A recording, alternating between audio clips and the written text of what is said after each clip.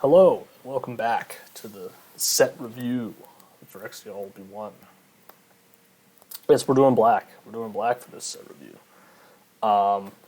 It's a color, Magic the Gathering. That's about it.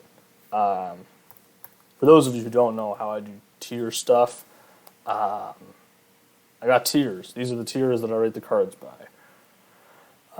Tier 1, notably, is where all the best cards are. It includes the bombs, but is not limited to just the bombs. It is loosely based on 17 lands, win rate of about 60% or more. It's generally what I consider to be Tier 1, so there's uncommons, there's commons in there. I just feel like having stuff be like, the bombs be their own tiers, like useless, it doesn't matter. Like, I don't, like, you know that there are cards that are within Tier 1. Like, Tier 1 is large in terms of how the gap between how good the best and the worst card in Tier 1 is, but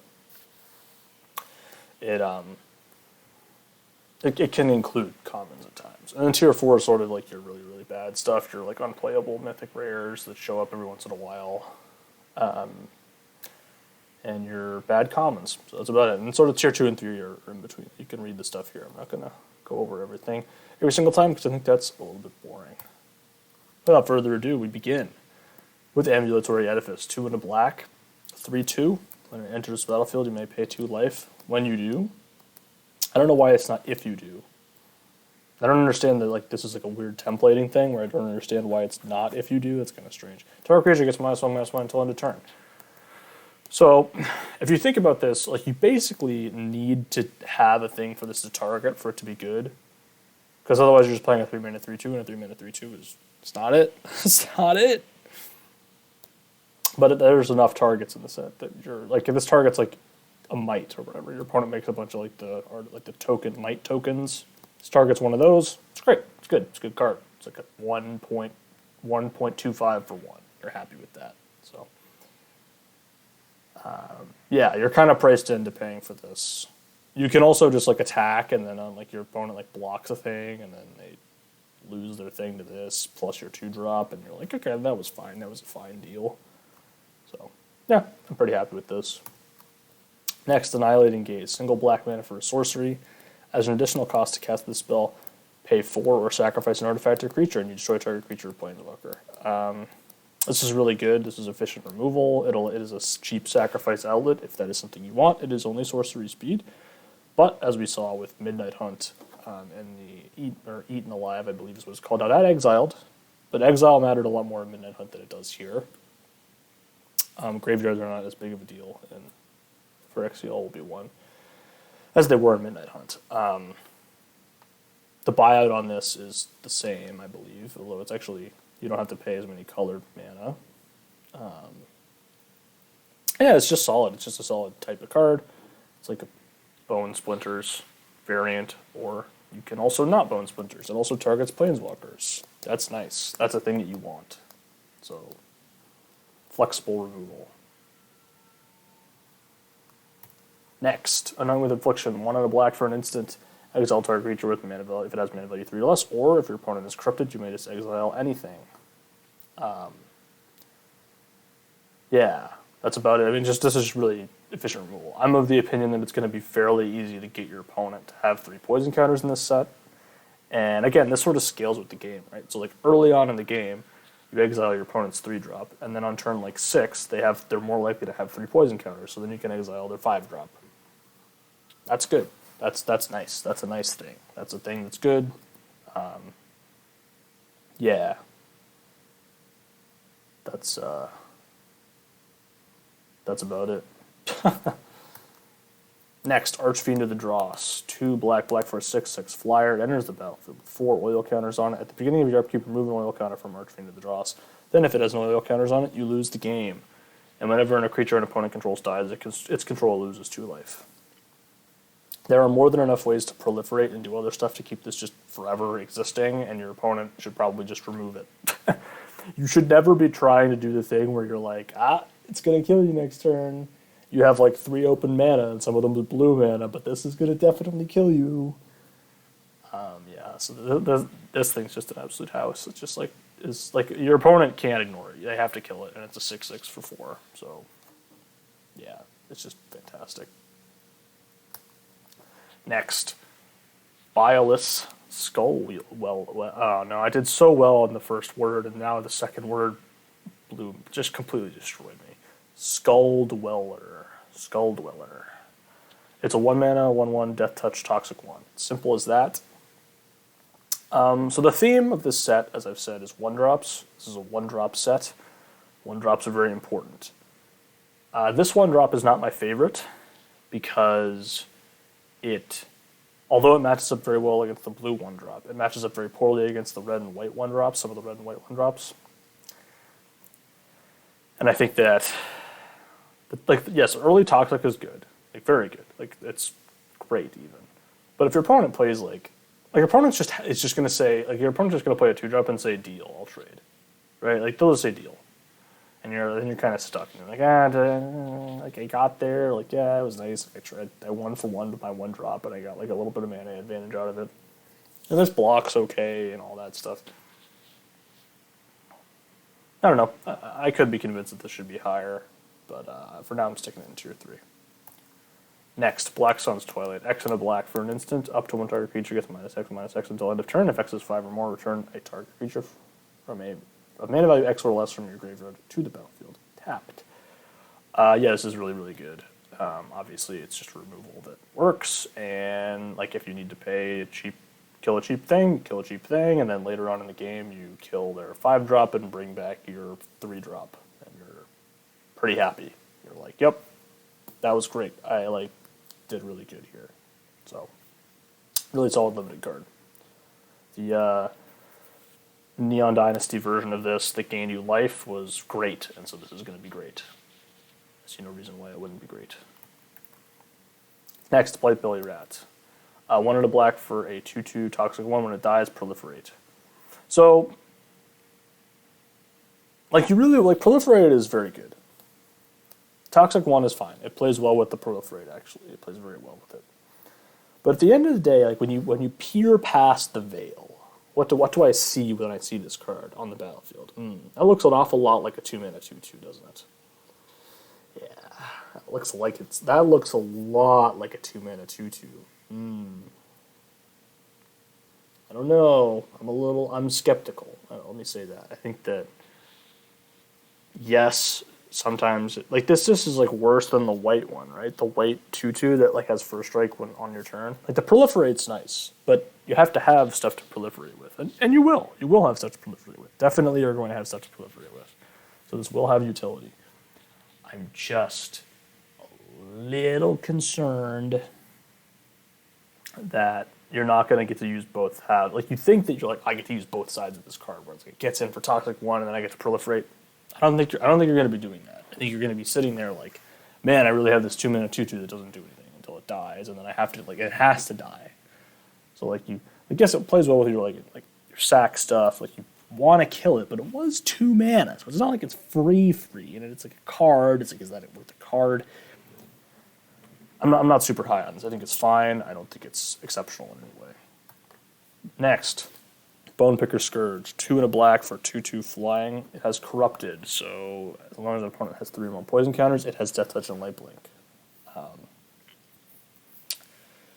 Vampire Nighthawk is very good in limited. It's a very good card, and it's just this becomes a Vampire Nighthawk, and it becomes a Vampire Nighthawk the more I've looked at the set, the more I'm when I first saw this card, I was this sucks. This is never happening.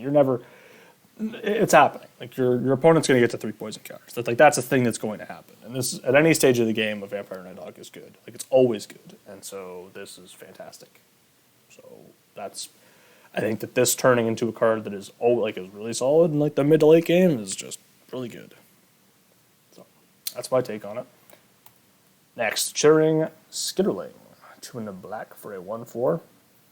Corrupted, sacrifice an artifact or creature, draw a card. Activate only if an opponent has 3 or more poison counters, and only once each turn. Yeah, this thing is just an absolute menace. This is just so hard to deal with, right? If you would just wait until your opponent has 3 or more poison counters, just automatically 2-for-1's your opponent, because you can actually sacrifice this. So your opponent's going to have to try to remove this, and then they use a removal spell, and you're all right, cool, sack it, draw a card. And it's like, fuck, I'll just get blown. Like imagine being me and just like, just like, they can't ever, like when they remove this, they're signing up to get blown out, right? Like that's the thing that's happening. It's like, all right, sign me up, I'll take my blowout here. Like technically it is still removing the thing, but you're getting like a card, like you're like oh my god. It's just so nuts. Now, the reason I'm not putting it in tier 1, and I may come to regret this, is that it does absolutely stone nothing until you get to 3 poison counters. There are a lot of cards that are like, this does something, this does not do anything. This like blocks, in quotation marks. It does not even really block that well. So it's possible that you're just supposed to like wait on this and not even play it as a 3-drop and just say, because then they can deal with it. And it's like, then it's gone. Kind of like, what if I just waited and played this on like turn 5? Yeah. I don't know. I don't know if that's correct or if you're supposed to just attack. But, yeah. It's fine. It's good. Next, Cruel Grimnarch. 5 and a black for a 5/5 with Death Touch. When it enters the battlefield, each opponent discards a card, and for each opponent who can't, you gain 4 life. This is terrible.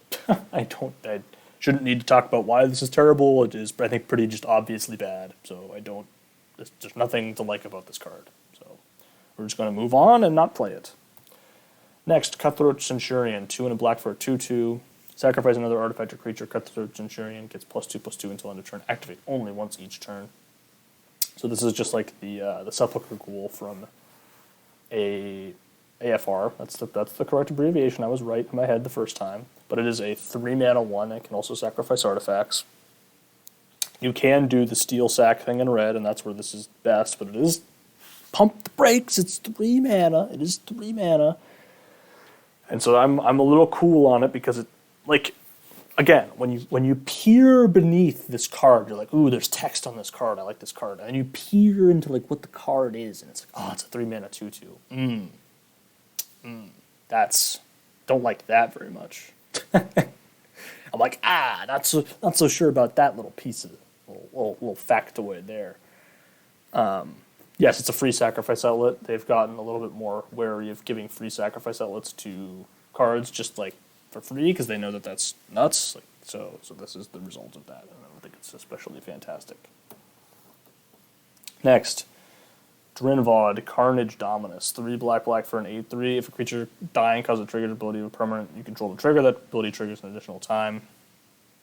Has black or black Phyrexia, exile 3 creature cards from your graveyard, put an indestructible counter on this guy.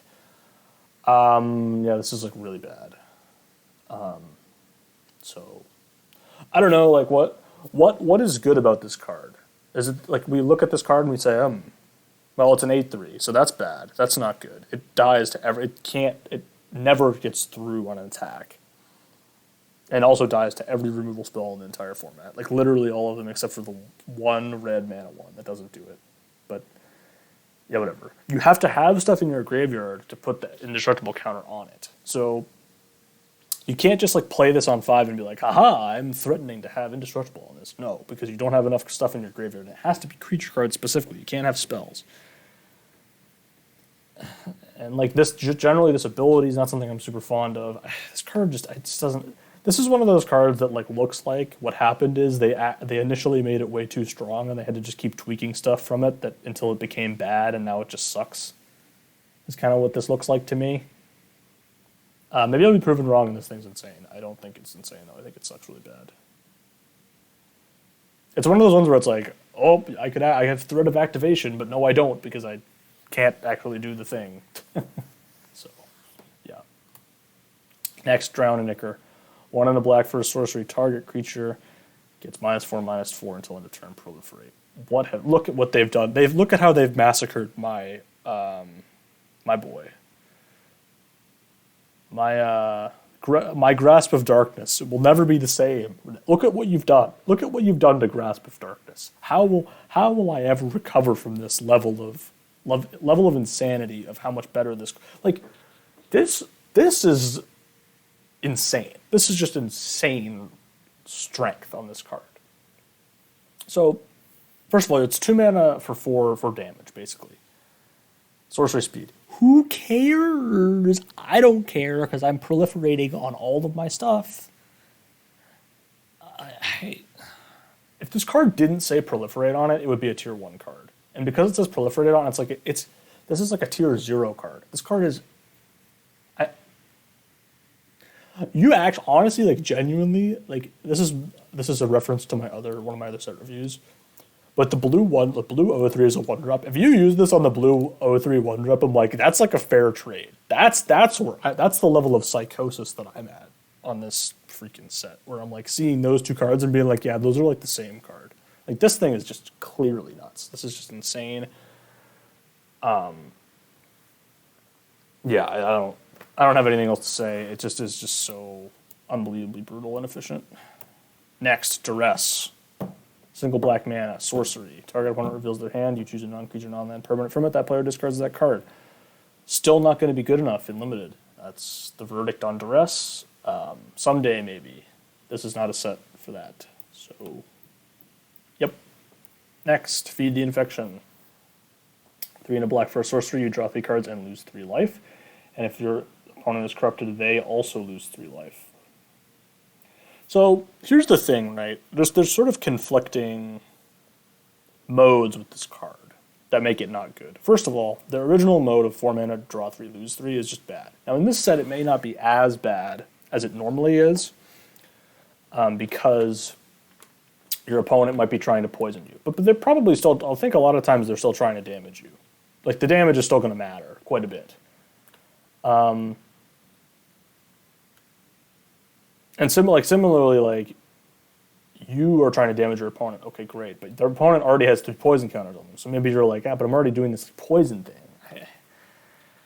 I just don't think the corrupted part in this card is good enough to save it. I think that it's fine. By fine, I mean bad. I don't know.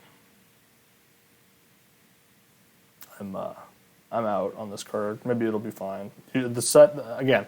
A variant of this card would have to be good one time ever in history for me to start thinking there could be other times when this is good. Next, Fleshless Gladiator. 1 and a black for a 2/2 corrupted. Has an ability 2 and a black. Return Fleshless Gladiator from your graveyard to the battlefield. Tapped, you lose 1 life. Activate only if your opponent has 3 more poison counters. So this is very slow. It does cost you life, but it does provide a lot of value. It does allow you to have a recurable sack engine.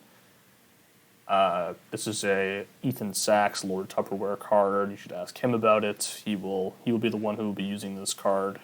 I think that it's fine. I don't think it's especially fantastic, but I think that it is serviceable. Like it's a serviceable 2-drop that probably blocks okay in the early game, and maybe you get the value. Maybe you get a card with the value out of it. So at some other point in the game, and you're happy. So next, Gelf, Thane of Contracts. 1 black for the 3/4. Other creatures you control get -1/-1. And you can pay 1 black and you return target creature card from your graveyard to the battlefield. It gains. If this creature would leave the battlefield, exile it instead of putting it anywhere else. Activate only as a sorcery. So, how good is a 3 mana 3/4? It's fine. And like the other ability text, like you can reanimate your stuff, but do you really want to be doing that?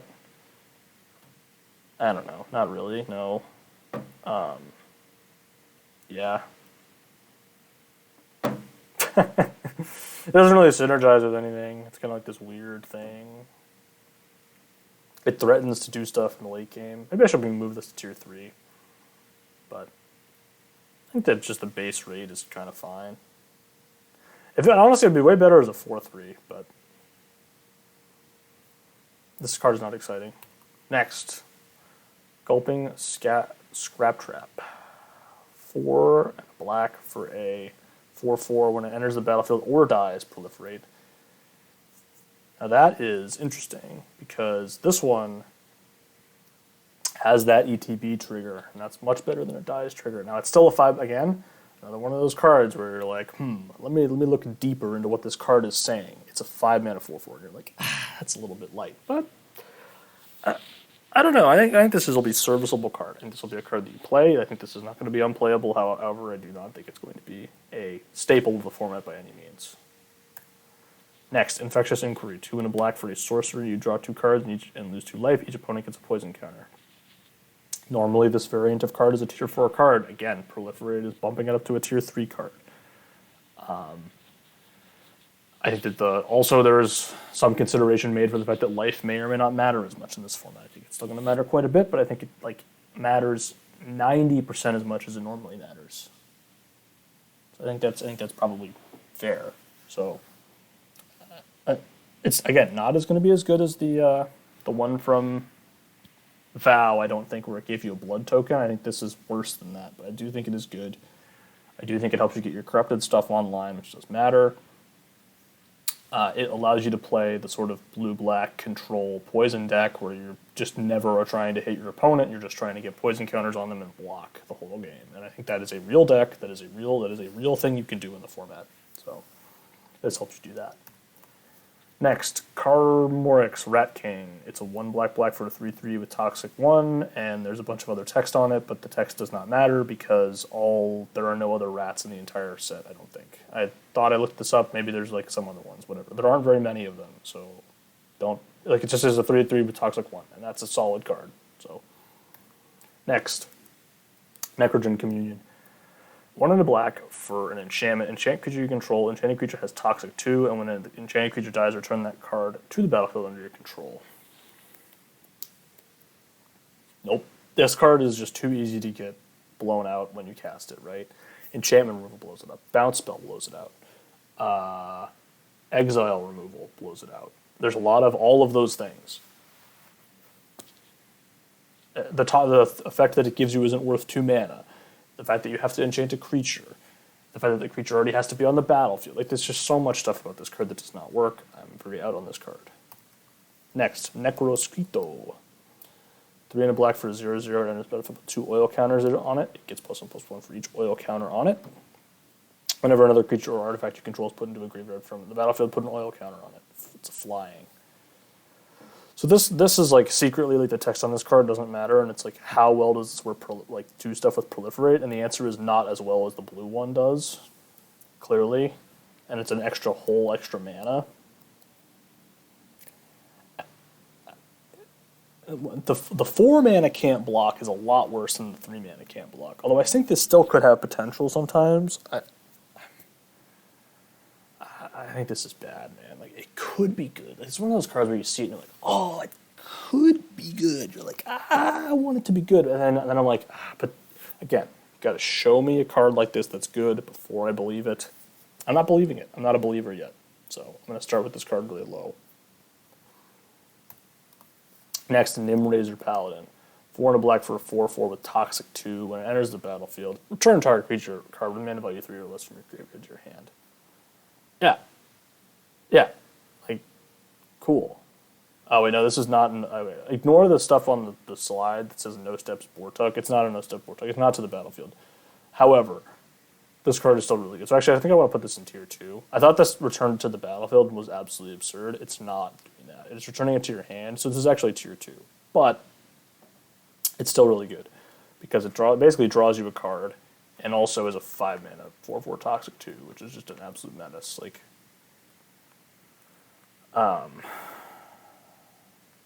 Yeah, so that's it. Bortuk was really good. This is not as good as Bortuk. I lied about that thing. My crimes, my mistakes, my inability to read. How could I not be able to read cards? Anyways, the next card. Offer Immortality. 1 and a black for an instant. Target creature gains Death Touch and indestructible until end of turn. Again, need to see it to believe it.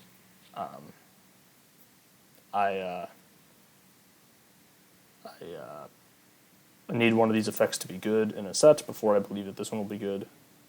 Honestly, here's what I think they should have done. I think they should have just put Proliferate on this card. I think they should have said target creature gains Death Touch and indestructible until end of turn. Proliferate. Why not? This card has never been good in limited, so why not just try it? I don't know. It's not for me to understand there.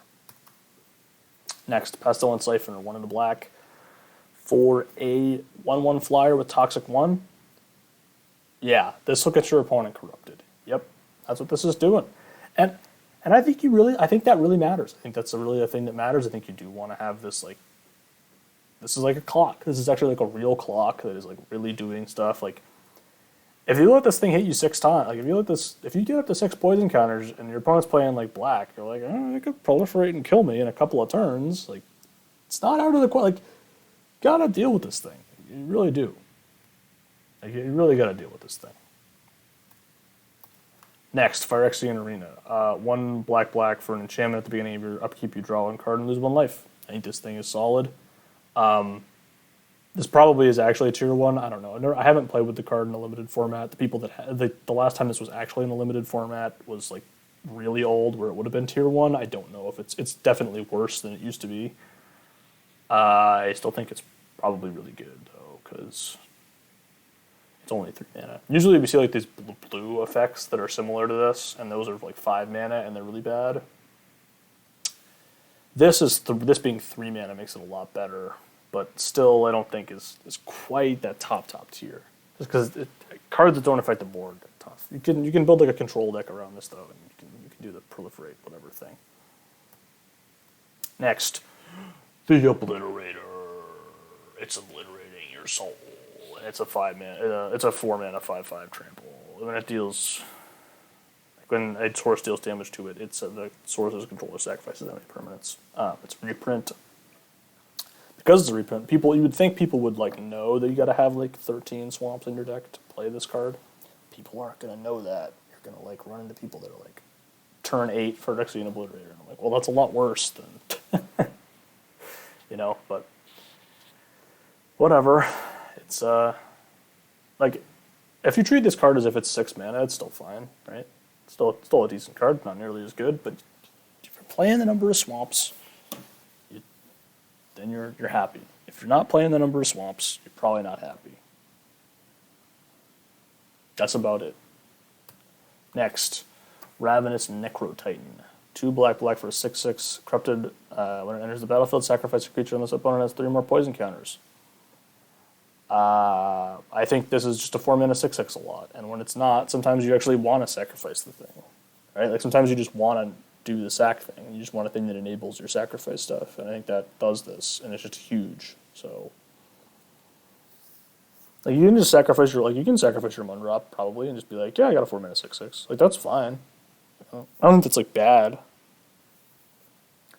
In like the mid to late game, your opponent sees this and they're just like, oh, it's just a 4 mana 6/6. Now I'm sad because efficiency still matters in the late game. It's just true. So this is just a really efficient card in the late game, and I think that matters quite a bit.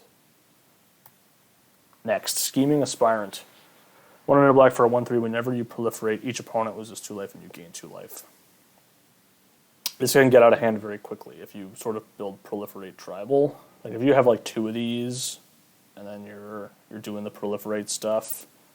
Again, so it's sort of weird, right? Where it doesn't play especially well with Toxic, right? Like you're proliferating anyways, so you're dealing poison damage to your opponent.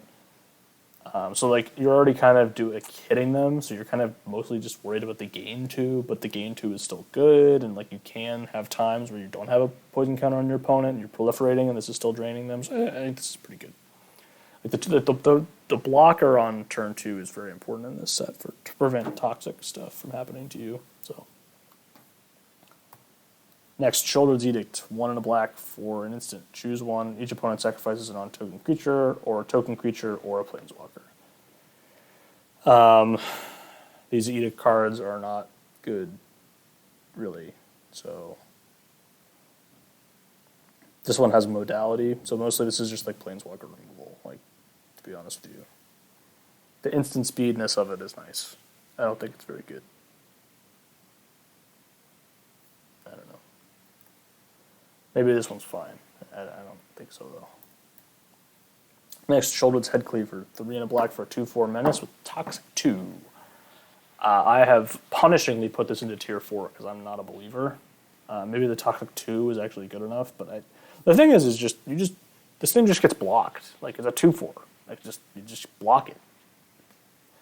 Like, is your opponent not going to have 2 creatures on the battlefield? I guess maybe, but like then you're spending like a lot of resources to try to get it through, and like it doesn't even block very well for 4 mana, and like, yeah, it's just out on this. I'm not really high on this at all. My toxics have to kind of be cheap, so it's getting in early before my opponent has time to build up their board. I think this is just not there. Next, Stinging Harvester, 2 in the black for a 3/2 toxic 1. When it dies, create a 1/1 colorless might token. Yeah, this is solid. Just dies into a 1/1. Yeah, I don't think it's like anything fantastic. This is not where you want toxic again. Like a 3/2 with toxic 1 is not the body you really want. Toxic kind of defeats the purpose. It does wear, like if you're playing like black-white toxic stuff, this wears that combat trick really well. But otherwise, it's sort of tough, I think. I think this will be fine. I think this will be a fine card. Maybe I should even put it in tier 2 just because it does give you 2 game objects and that does matter quite a bit, but I don't know. Next, Testament Bearer. This one, I know where this one's going. 3 in a black for a 4/1. When it dies, you look at the top 3 cards of your library, put one of them into your hand and the rest in your graveyard. No. No. Puts the stuff in your graveyard, that's fantastic. It has 1 toughness for 4 mana. That's the end of the story. Next, Vat Emergence. 4 in a black for a sorcery. Put target creature card from a graveyard onto the battlefield under your control, and you proliferate. No. This is also a tier 4 for me. This effect, again, you gotta show it to me. You gotta show it to me being good. The proliferate does not save this. It's not worth paying 5 mana for probably your 4-drop that proliferates. It's just not. There's no self-mill, there's no ways to like help this out really. So. Next, Vat of Rebirth.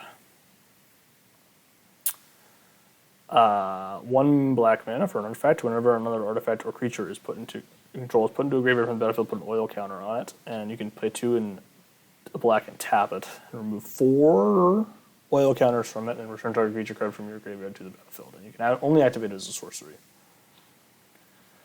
So I think this is really, really slow. Maybe it's actually fine and is like tier 3 playable instead of just tier 4 unplayable. It's just so hard to get. Because the thing is, you don't really want to take 4. You don't really want to do this when you're at 4 oil counters, right? Unless the thing you're getting back is absurd. Like you kind of only want to do it when it's at 5, so you can keep proliferating and continuing to do it. So you have to like get. It just takes a lot. Like it's just so. And like again, whenever another artifact or creature is put into the graveyard from the battlefield, you put an oil counter on it. That's not good. That's just not. That text doesn't happen as often as you need it to for this to be super, super strong. Next, Vran Executioner Thane. 1 in a black for a 2/2. When 1 or more other creatures you control die, each opponent loses 2 life and you gain 2 life. This ability triggers only once each turn. Yeah, this just drains your opponent quite a bit. It's a 2-mana 2/2 that drains your opponent and stuff. It's always nice. It enables, like, it makes all your stack stuff better. It makes so you can sacrifice all your stuff. It's like a Blood Artist-y type thing, kind of. And that card's good, so this card will be good, hopefully. Next, Vraska. Betrayal Sting. 4 black and a Phyrexian black for a 6 loyalty planeswalker. With 3 abilities. 0, you draw 1 card and you lose 1 life. Proliferate, which is essentially a +1. -2, target creature becomes a treasure artifact with all the treasure stuff. -9, if target player has fewer than 9 poison counters, they gain a number of poison counters equal to the difference. So it basically puts them to almost dead, but not quite dead. When you get the -9 there. And you can do whatever. But yeah, this is really good. I actually think you can play this for 5 quite often and just be very happy. Like you don't need to play this for 6, you can play it for 5 and you're gonna be pretty happy. A lot of them you can't pay for 5. Like you don't want to do the Phyrexian mana thing. This one I think you can totally do it. Yeah, it's just all the stuff you want in a Planeswalker, and it does ramp your opponent when you remove their stuff, but at 5 to 6 mana it probably isn't a big deal. It does give them an artifact too, which again, kind of like there are warning signs about how the -2 is maybe not the best thing on planet Earth to do, but because it's attached to a Planeswalker, it's just like gravy or whatever. Next, Frasco's Fall. 2 and a black, instant. Each opponent sacrifices a creature or planeswalker and gets a poison counter. No, thank you. This is just... This is the card that makes me want to like invent tier 5 and put it like in tier 6 after I've invented tier 5. Like that's how bad this card is. The opponent gets too much choice on this, and the poison counter is not worth 3 mana. So there's like better ways to like. There's just way better cards that do poison counter stuff, like the blue one, the other black one than this. Like this is. And finally, this is the last black card. Whisper of the Dross, 1 mana for an instant. Target creature gets -1/-1 until end of turn. Proliferate. This card's fantastic. This is a really, really great card. It does a whole lot of stuff that black wants to do. It is cheap removal, although it doesn't remove a ton of stuff. It removes a ton of like the 1/1 flyers, which is nice, and it's cheap, and it proliferates all your stuff, so it makes all your stuff better, removes all your opponent's stuff. Yeah, all that stuff. Yeah, that's about it. That's all I have to say on this. It is really efficient. It sort of acts as removal quite a bit. Looking forward to never drafting black, just like I do in pretty much every single other set, because people take the removal too high, and then you can't ever play it.